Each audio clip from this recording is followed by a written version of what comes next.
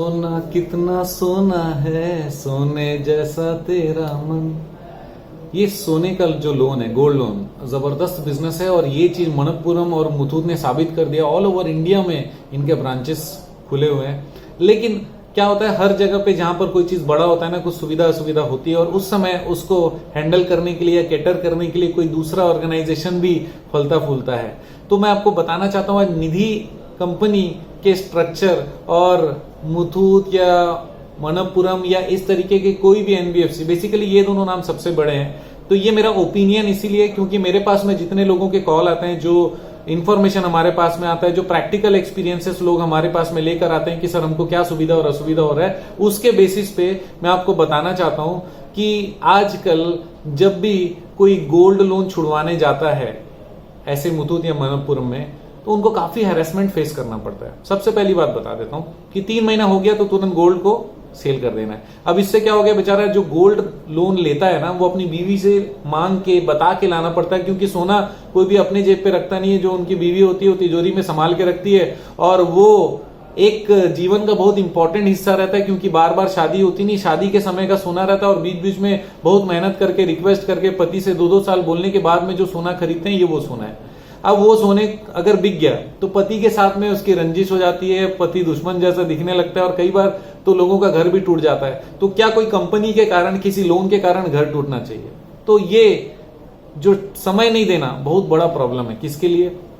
मुथूट मनप्पुरम जैसे कंपनीज अगर समय नहीं दे रहे, 3 महीना हो गया नहीं, लेकिन बात तो ये कि वो तो रूल है, रूल तो है, लेकिन कंपनी का कुछ तो विजन होगा, कुछ तो वाई होगा, कुछ तो ऐसा कारण होगा जिसके कारण कंपनी स्टैब्लिश हुई है। लोगों का सोना लेने के लिए तो कंपनी स्टैब्लिश नहीं हुई है। वो लॉस में तो जा नहीं सकती क्योंकि वो पैसा दे ही रहा था, पहला चीज। दूसरा, हैरेसमेंट वाला बात, मतलब जैसे ही मान लीजिए कि आखिरी का इंस्टॉलमेंट आ गया, 1 या 2 इंस्टॉलमेंट आ गया, वो पूरे पैसे चुकाना चाहता है, अगर समय से पहले कोई चुकाने चला जाता है तो भी उसको बहुत सारा हैरेसमेंट फेस करना पड़ता है। कैसे? आज नहीं होगा, आज ऑफिसर नहीं है, आज मैनेजर छुट्टी पर है, ये वाला चीज इस तरीके से नहीं होता, फलाना फॉर्म है, परसों आइएगा मैं देता हूं।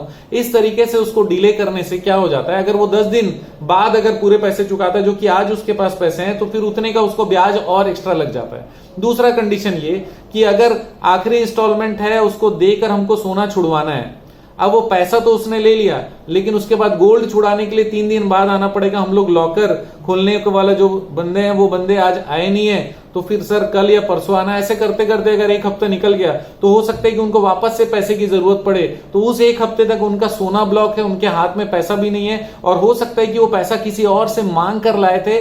कैसे? ये जो साहूकारों से मांग कर लाए, ब्याज से, क्योंकि अगर वो आज नहीं देंगे तो वो सोना जब्ती हो जाएगा और वो सोना चला जाएगा, बिक्री हो जाएगा।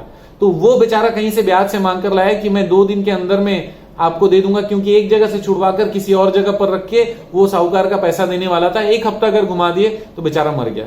तो हैरेसमेंट के साथ साथ में टाइम डिले भी हो गया। इसके साथ में कई बार क्या होता है, मैनेजर है ही नहीं और व्यवहार का भी कई बार इशू होता है, और सिस्टम का कई बार हवाला दिया जाता है कि सिस्टम में अभी सिस्टम चालू नहीं है। इस तरीके से ये समझ में आता है कि अगर ऐसा आप कर रहे हो तो ग्राहक का इंटेंशन, ग्राहक के प्रति आपका इंटेंशन गड़बड़ है।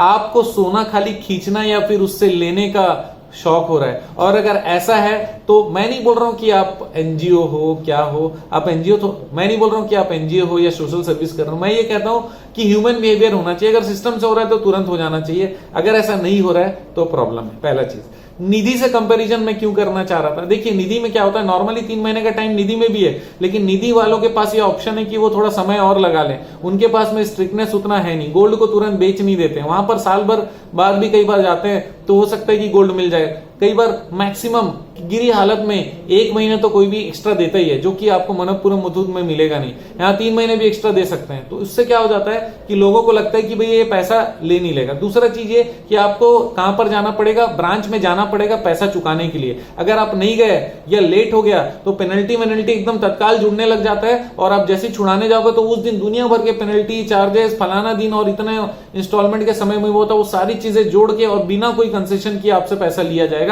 जबकि निधि के समय बोल सकते हो साहब मेरे से गलती हो गया, पेनल्टी वगैरह मत लो, तो हो सकता है कि आपसे पेनल्टी न लिया जाए। तो थोड़ा ह्यूमन टच निधि में रहता है, यहां पर सिस्टम टच है, लेकिन सिस्टम में भी ह्यूमन मिलाकर वो सिस्टम को थोड़ा सा गड़बड़ बना देते हैं, डिले करा देते हैं, सामने वाले को बेनिफिट को उतना ध्यान नहीं दिया जाता। और वैसा ही नहीं, और सामने वाले का काम अगर डिले होता है, उससे एक्स्ट्रा दिन का ब्याज अगर मिल सकता है तो उस पे भी इन लोग ज्यादा ध्यान देते हैं। तो मेरा ये कहना है दो लोगों से। सबसे पहले निधि कंपनी से मुझे ये कहना है कि आप लोग अपना अच्छा काम चालू रखिए, लोगों के साथ में ह्यूमन बिहेवियर करिए। आप मिलने चले जाते हो, बहुत अच्छी बात है, वो काउंटर पे आते हैं और भी अच्छी बात है, और उनको समय देने का जो प्रोसेस है ये भी आप लोग जरूर करिए। और एक चीज मैं बता दूं, हैरेसमेंट नहीं होना चाहिए, व्यवहार बहुत इंसानी तरीके से होना चाहिए, जो कि नॉर्मली बड़े एनबीएफसीज में इस तरीके से नहीं होता, बहुत रोबोटिक बिहेवियर होता है। तो ह्यूमन टच और ह्यूमन बिहेवियर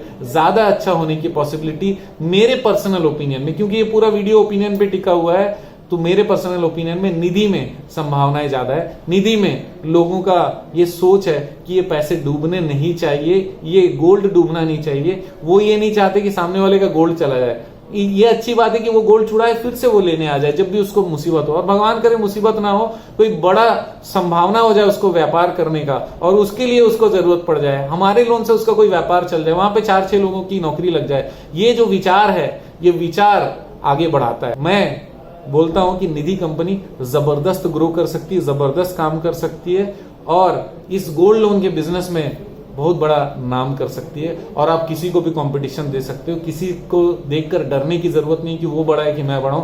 आप देखो कि आप कल से थोड़े से बड़े हुए होंगे नहीं। आप जानते हो मेरा मिशन है हमेशा आप लोगों की मदद करना और समय पर सारी जानकारी देना। तो बने रहेगा मेरे साथ, वीडियो को शेयर जरूर करिएगा, सब्सक्राइब नहीं किया तो करना मत भूलिएगा। कमेंट आप करोगे तो बहुत सारे वीडियोज में आपके लिए लगातार बनाता चला जाऊंगा। कमेंट बहुत इंपॉर्टेंट है। आपका दिन जबरदस्त और शुभ हो।